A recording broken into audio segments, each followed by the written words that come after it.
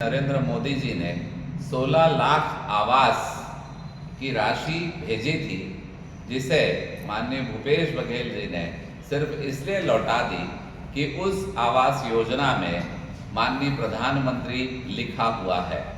प्रधानमंत्री लिखा है, परंतु नरेंद्र मोदी ऐसा विषय जाएगा और नरेंद्र मोदी जी का प्रचार होगा सिर्फ इसलिए 16 लाख गरीब लोगों को, मतलब अगर उसको 4 से गुणा करें, एक घर में कम से कम 4 लोग रहते तो 64 लाख हमारे छत्तीसगढ़िया भाई बहन जो कि बारिश के चुचवाते पानी से, ठंड से, बरसात से और गर्मी से बचते, ऐसे 16 लाख परिवारों का आवास माननीय मुख्यमंत्री भूपेश बघेल जी ने सिर्फ मोदी जी का प्रचार ना हो जाए इस भय से वापस कर दिया। हम सबको याद होगा, पहले अगर प्रधानमंत्री आवास आता था तो इंदिरा आवास के नाम से आता था। उस समय जरूर इंदिरा जी का प्रचार होता था, पर अभी तो प्रधानमंत्री आवास था ना, गरीबों का आवास बन जाने देते। प्रधानमंत्री लिखा, देश का प्रधानमंत्री के नाम से अगर वो योजना है तो उसमें क्या गरीबों का आप नुकसान कर देंगे? भूपेश जी, सिर्फ आप अपना नाम चमकाने के लिए इन गरीबों का नुकसान करते हैं। मुझे ऐसा लगता है कि आप संवेदनशील नहीं, असंवेदनशील हैं और छत्तीसगढ़ियाओं का लाभ नहीं चाहते, आप सिर्फ अपनी मार्केटिंग चाहते हैं। अगर मैं भ्रष्टाचार की बात करूं तो आपको मैं ये कहना चाहता हूं कि पूरी दुनिया, पूरा देश, पूरे विश्व एक मजबूत अर्थव्यवस्था के आधार पर चलता है कि आपका बजट कितना है और उस बजट का उपयोग आप किस ढंग से करते हैं। ये भूपेश सरकार आर्थिक नीति में पूरी तरह से फेल हुई है। अगर हमारा परिवार, हमारा खानदान, हमारा व्यवसाय, हमारा उद्योग, हमारी खेती भी, अगर हम आर्थिक रूप से उसमें विनियोजन ठीक से नहीं करते, अर्थ का उपयोग ठीक से नहीं करते, तो मुझे ऐसा लगता है कि हम बहुत पिछड़ जाते हैं। मैं पिछड़ जाते हैं शब्द का इस्तेमाल कर रहा हूं। ये 5 वर्षों में अर्थतंत्र को बुरी तरह से भूपेश सरकार ने प्रभावित किया है। साथियों, आप सब जानते हैं हमारे प्रदेश का बजट लगभग 1 लाख करोड़ है। इस वर्ष 1,07,000 करोड़ के आसपास है। अगर हम इंफ्रास्ट्रक्चर की बात करें, अगर आप 2001 का छत्तीसगढ़ याद करें, आप 2001 का बलौदा बाजार याद करें, तो ना ही बहुत अच्छी सड़कें होती थी, बल्कि मुर्रम और मट्टी की रोड होती थी गांव की तरफ और लट्टू जलते थे। आज बड़ी बड़ी मरकरी अगर जली और सीमेंट कंक्रीटीकरण की रोड बनी, तो भारतीय जनता पार्टी ने 54.96% धनराशि का उपयोग इंफ्रास्ट्रक्चर में किया। रोड, नाली, पानी, बिजली, इस पर अगर 54% बजट का पैसा खर्च होता है, तब छत्तीसगढ़ इतना विकसित दिखाई पड़ता है। तो 2018 तक आपने काम देखे हैं, उसके बाद आपको विकास का कोई बड़ा काम कहीं नहीं दिखाई पड़ता है।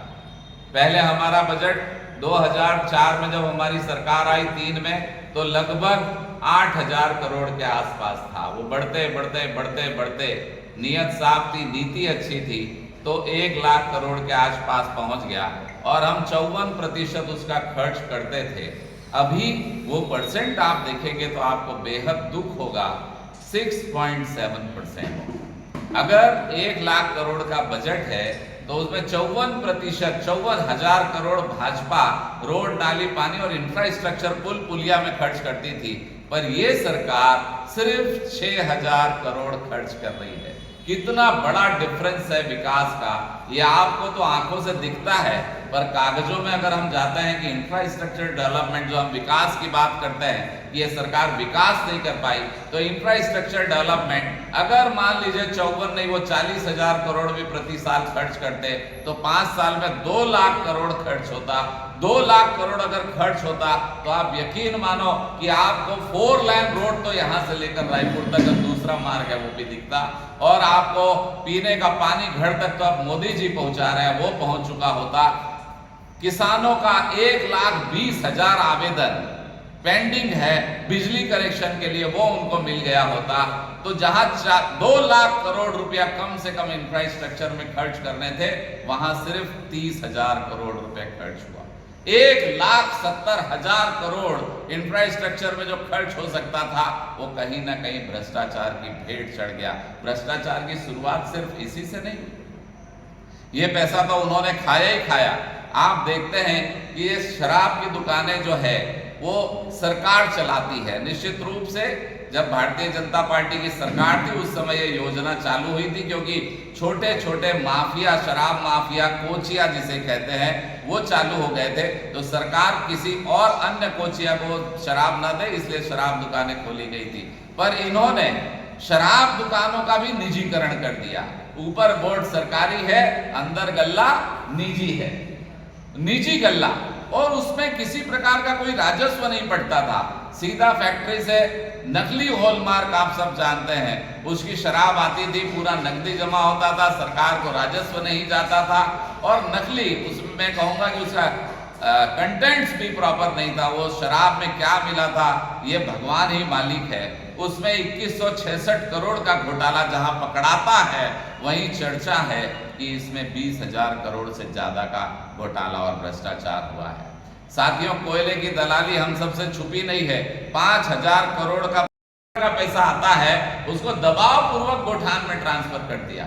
1300 करोड़ रुपए की जो गांव में सरपंच पंच लोगों की मांग पे रोड, नाली, पानी, बिजली हो जाता, उसे उठाकर गोठान में ट्रांसफर कर दिया। और 1300 करोड़ में विधानसभा में एक प्रश्न आया कि कितने गाय हैं गोठान में आपके, तो 13,000 गोठानों में 3341 गाय है। 3,341 गाय और 13,000 गोठान, डिवाइड करके 1300 करोड़ से 3,341 गाय करेंगे तो 39 लाख रुपए प्रति गाय का खर्च आ रहा है।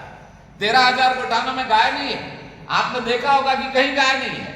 विधानसभा में प्रश्न हुआ तो 3300 गाय बताते हैं और 1300 करोड़ रुपए का खर्च बताते हैं। ये कैसी सरकार है? इससे बड़ी दुखद बात, हम सब जानते हैं कि प्रधानमंत्री नरेंद्र मोदी जी ने कोविड अभी भी जारी है, परंतु अमरजीत भगत जो खाद्य मंत्री हैं, उन्होंने स्वीकार किया विधानसभा में कि इसमें बड़ा घोटाला हुआ है। लगभग 5,000 करोड़ का चावल इस सरकार ने वो गरीबों का भी खा लिया। ये अमरजीत भगत ने स्वीकार किया इसे। मैं कहूंगा कि गरीब के चौके का चावल भी ये सरकार चुराने में पीछे नहीं हटी, उसमें भी भ्रष्टाचार कर दिया। और कहते हैं कि हम छत्तीसगढ़ियावाद पर चलने वाले लोग हैं। क्या ये चावल मेरे छत्तीसगढ़ी भाई बहनों का नहीं था? बड़े दुख की बात है, क्या वो मकान मेरे छत्तीसगढ़िया भाई बहनों का नहीं था? आज इन सब चीजों को लेकर जहां का अर्थ खत्म हो जाए, जहां अर्थ की व्यवस्था ठीक ना हो, वो प्रदेश तो पिछड़ता चला जाता है। परंतु उसके साथ अगर हमारी धर्म और संस्कृति पे आघात होता है तो मुझे ऐसा लगता है कि धर्म और संस्कृति अगर खत्म हो गई तो हमारी पहचान क्या होगी, वो सबसे बड़ा दुखद पहलू होता है। सरगुजा और बस्तर के क्षेत्र में जो लगातार धर्मांतरण की गतिविधियां चल रही है, नारायणपुर में अगर विश्व हिंदू परिषद और भारतीय जनता पार्टी उसका विरोध करती है तो उन्हें गिरफ्तार कर जेल में भेज दिया जाता है। वहीं ईसाई मिशनरियों के लोग इकट्ठा होकर हिंदू धर्म के लोगों को मारते पीटते और बलात् कहते हैं कि आप क्रिश्चियन धर्म स्वीकार करें। ये कैसी बात है? और सरकार उन पर कोई कार्रवाई नहीं करती, बल्कि एक चर्च के सामने एक घटना होती है तो उसके बाद सीधा दिल्ली माननीय भूपेश बघेल जी जाते हैं और वहाँ पोप से मिलते हैं कि मैं हूँ, आप चिंता ना करें। क्या हिंदू भाइयों से उन्हें नहीं मिलना था? मैं आपको बड़ी दृढ़ता से कहता हूँ कि मैं और भारतीय जनता पार्टी हर धर्म का सम्मान करते हैं, चाहे वो क्रिश्चियन हो, चाहे वो मुसलमान हो, परंतु हम धर्मांतरण के खिलाफ हैं, खिलाफ थे और खिलाफ रहेंगे। हम शराबबंदी करेंगे। वो शराबबंदी के कारण हमारी माताओं बहनों में एक नया उत्साह था कि परिवार में जो लड़ाई झगड़ा होते हैं, परिवार का जो पैसा खर्च शराब के पीछे होता है वो रुकेगा करके शायद ये भूपेश बघेल को, ये ठगेश सरकार को उन्होंने वोट दे दिया था। परंतु अब उनकी शैलजा जी जो प्रभारी है वो कहती है छत्तीसगढ़ में शराबबंदी नहीं हो सकती। सत्यनारायण शर्मा जी जो कमेटी के अध्यक्ष है वो कहते हैं कि यह आवश्यकता नहीं है। मैं कहता हूं ये बोलते हैं हम सबसे पुरानी पार्टी है और जब ये अपने घोषणा पत्र में कोई चीज को डालते हैं तब क्या इनको अनुभव नहीं होता कि छत्तीसगढ़ में शराबबंदी हो सकती है या नहीं? क्या ये झूठ बोलकर वोट लूटने का काम करेंगे और प्रदेश की जनता शांति से बैठी रह जाएगी और बाद में कहेंगे यहाँ की संस्कृति है, यहाँ शराब? अरे क्या संस्कृति है? कोई शराब में यहाँ डूबा रहता है क्या छत्तीसगढ़ी? आप कैसी बात करते हैं? तो निश्चित रूप से इन्होंने शराबबंदी नहीं की और प्रदेश को शराबी घोषित करने का प्रयास किया है कि यह शराबबंदी नहीं हो सकती। तो माननीय महोदय, आप लोग 1885 से कांग्रेस पार्टी है, उसको यही नहीं मालूम छत्तीसगढ़ की संस्कृति परंपरा और छत्तीसगढ़ का जीवन कैसा है कि शराबबंदी की हम वादा करें या ना करें, और अगर करें तो उसको कैसे पूर्ण करें? खाली पैसा खाना, सिर्फ पैसा खाना, इंफ्रास्ट्रक्चर बजट की बात करो वहां पैसा, कोयले में पैसा और शराब में पैसा, गुठान में पैसा, चावल में पैसा। कितना पैसा चाहिए आज इस सरकार को? लोगों को गांव-गांव में प्रलोभन देने के लिए राजीव मितान क्लब की रचना कर दी। एक राजीव मितान क्लब को पैसा जा रहा है। क्या काम है राजीव मितान क्लब का? क्या वो शराब को रोक रहे हैं? क्या सामाजिक कार्यों का उत्थान कर रहे हैं? नहीं, वो सिर्फ कांग्रेसी कार्यकर्ता है और किस रूप में उनके जेब में पैसा जाए, इसलिए भूपेश बघेल सरकार ने छत्तीसगढ़ महतारी की तिजोरी से अपना प्रचार प्रसार करने 132 करोड़ रुपया वो राजीव मितान क्लब के सदस्यों को दिया। उनका सम्मेलन हुआ था रायपुर में, राहुल जी आए थे, भोजन को ऐसे फेंका कि 100 से ज्यादा गायों की मृत्यु हो गई। स्वच्छता अभियान की बात अगर मोदी जी करते हैं तो ये कांग्रेस के राहुल गांधी जी छत्तीसगढ़ में आके अस्वच्छता फैलाते हैं और गायों की जान ले लेते हैं। लापरवाही आप करो और हमारी गौ माता की मृत्यु हो जाए, उसके बाद भी इन्हें जरा अफसोस नहीं होता। ये छाती ठोक कर कहते हैं कि गाय मरी नहीं है। लोगों को 15,000 करोड़ रुपया होता है।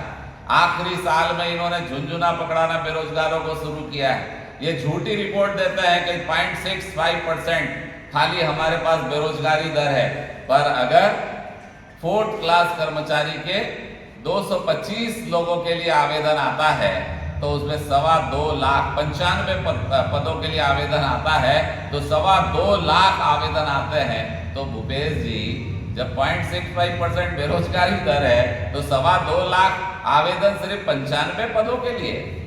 तो निश्चित रूप से ये सरकार पूरी तरह से असफल है। भारतीय जनता पार्टी तमाम आरोप लगाती है कि ये सरकार ने धर्म संस्कृति के साथ साथ अर्थव्यवस्था पर बड़ी चोट पहुंचाई है, इंफ्रास्ट्रक्चर पर चोट पहुंचाई है। छत्तीसगढ़ प्रदेश जो 5 साल में आगे बढ़ना था, मुझे ऐसा लगता है कि वो 10 वर्ष पीछे हो चुका है। डीएमएफ के घोटाले सामने हैं, ये हम नहीं कहते, ईडी की बात कर रहे हैं। अभी मेरे कांग्रेस के मित्र यहाँ पर आए थे और माननीय भूपेश बघेल जी भी आए थे, कहते हैं ईडी कुत्ते बिल्ली के जैसे हमारे पीछे पड़ी है। अरे भाई, कुत्ते बिल्ली जैसा भ्रष्टाचार हुआ ऐसा सुनने में आता है। जिसने पाए उसने दोनों हाथ से छत्तीसगढ़ महतारी के ऐश्वर्य समृद्धि संपत्ति को लूटा है और कहते हैं ईडी कुत्ते बिल्ली जैसी। ये संवैधानिक पद पे बैठे, छत्तीसगढ़ के गरिमामय पद में बैठे और एक एजेंसी के नाम से ऐसी बात करते हैं। मुझे ऐसे शब्दों का प्रयोग नहीं करना चाहिए, पर मैंने खाली उनके शब्दों को दोहराया है।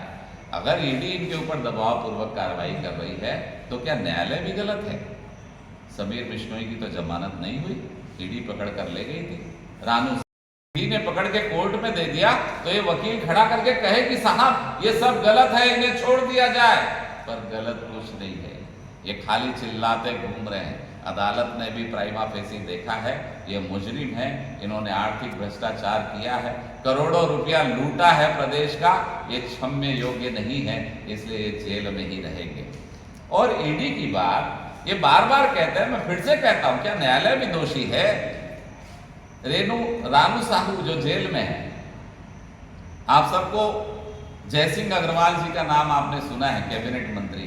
कोरबा में रानू साहू जब कलेक्टर थी तो जयसिंह अग्रवाल कैबिनेट मंत्री ये कहते थे ये कलेक्टर उसी रोड को बनाती है जहां इसको भ्रष्टाचार के रूप में पैसा मिलता है, अन्यथा ये रोड नहीं। एक मंत्री अपने कलेक्टर के ऊपर आरोप लगाता है, तब इनको याद नहीं आती थी कि कानूनी कार्रवाई होना चाहिए। और ईडी रानू साहू को पकड़ती है तो बोलते हैं कुत्ता बिल्ली।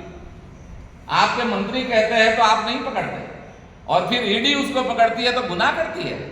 आपके प्रदेश अध्यक्ष और विधायक थे मोहन मरकाम, उन्होंने भरी विधानसभा में कहा था कि एमडीएफ में घोटाला हो रहा है, एमडीएफ में 6 करोड़ का घोटाला उन्हीं के क्षेत्र में हो गया है। और उसके बाद अगर उस पर डीएमएफ फंड पर एफआईआर ईडी ने की है तो गलती की है क्या? आप ही तो कहते हैं कि घोटाला हो रहा है, और ईडी आके एफआईआर करती है तो कहता है कि ईडी हमारे पीछे कुत्ते बिल्ली जैसे पड़ी है। ये असंसदीय शब्द है, असंसदीय शब्द है, ये गरिमा नहीं है शब्दों की। आप धर्म संस्कृति और धन का तो नुकसान कर ही रहे हैं, साथ में छत्तीसगढ़ के मुख्यमंत्री के रूप में आप छत्तीसगढ़ की संस्कृति और छत्तीसगढ़ का भी अपमान कर रहे हैं। है ना कि इतने भ्रष्टाचार हो रहे हैं, कितना याद करें, कितना बोले, कुछ ना कुछ छूट जाता है, और आज छूट गया महादेव सट्टा है। सट्टा एक सामाजिक बुराई है, घर मकान बिक जाता है, खेत बिक जाता है जो सट्टे में लग जाता है। कहते हैं कि महादेव सट्टा ऐप, ईडी ने जो चार्जशीट प्रस्तुत की है, चार्जशीट में जो लिखा है मैं आपसे वो कह रहा हूं कि इसमें मुख्यमंत्री सचिवालय के अधिकारियों के तार भी जुड़े हुए हैं। एक एएसआई सब इंस्पेक्टर 65 करोड़ रुपया का हिस्सेदार होता है, और वो अधिकारी और पुलिस अधिकारियों के बीच और मुख्यमंत्री जी के सचिवालय में वो पैसा बांटता है। ऐसा सुनाई में दे रहा है कि ये महादेव ऐप का व्यापार 1 लाख करोड़ का है, 1 लाख करोड़, और इतनी बड़ी धनराशि में ऐसा सुनाई दे रहा है कि इसके तार टेररिस्टों से भी जुड़े हुए हैं। Muslim country, Arab country, Dubai country में इसका पैसा जा रहा है, और चर्चा ये भी है कि एक बहुत बड़े इंटरनेशनल डॉन को 100 करोड़ रुपए महीना इस महादेव ऐप से दिया जा रहा है। ये लोगों में आम चर्चा का विषय है। चौक चौराहों में बात हो रही है कि क्या सरकार का सचिवालय अब सट्टा से भी संबंधित है। निश्चित रूप से सारी गरिमाएं तार तार हो चुकी है। मुझे ऐसा लगता है छत्तीसगढ़ प्रदेश अब खुले में श्वास लेने लायक रहा नहीं है। गड़बड़ बेची जा रही है, ठाए ठाए गोलियां चल रही है। निकलने में बहु बेटियां जाती है तो लोगों को बड़ा भय लगता है, डर लगता है। 5 साल की बच्ची के साथ सुकमा में यौनाचार होता है, सरकार खामोश है। ना प्रियंका गांधी ट्वीट करती, ना सोनिया गांधी ट्वीट करती है, ना राहुल गांधी को फुर्सत है। मैं वो मणिपुर की बड़ी याद आती है, क्योंकि वह सरकार कांग्रेस की नहीं है। यहाँ कांग्रेस की सरकार है। अनाचार, सामूहिक बलात्कार, लूटपाट, अपराध का ग्राफ इतना ज्यादा बढ़ चुका है, पर एक संवेदना का कहीं भी उनका ट्वीट तक नहीं आता। कोई मुख्यमंत्री, मंत्री अगर ऐसी बहनों के पास जाके उनका हाल तो पूछे, ये सोचना अब छत्तीसगढ़ में बेईमानी हो गई। माफिया, शराब माफिया, रेत माफिया, आप सीमेंट के दाम देखिए। आप तो सीमेंट की नगरी में रहते हैं, यहीं से पूरे देश में सीमेंट जाती है। 150 रुपए की बढ़ोतरी 5 वर्षों में होती है, 150 से 250 रुपए। कहाँ जा रहा है पैसा? ये भूपेश टैक्स है, ये भूपेश का चुनावी चंदा है। और निश्चित रूप से मुझे ऐसा महसूस हो रहा है कि जनता ने ठान लिया है, अब नहीं सही वो ए दारी कांग्रेस ला बदल के रही हो। बहुत बहुत धन्यवाद।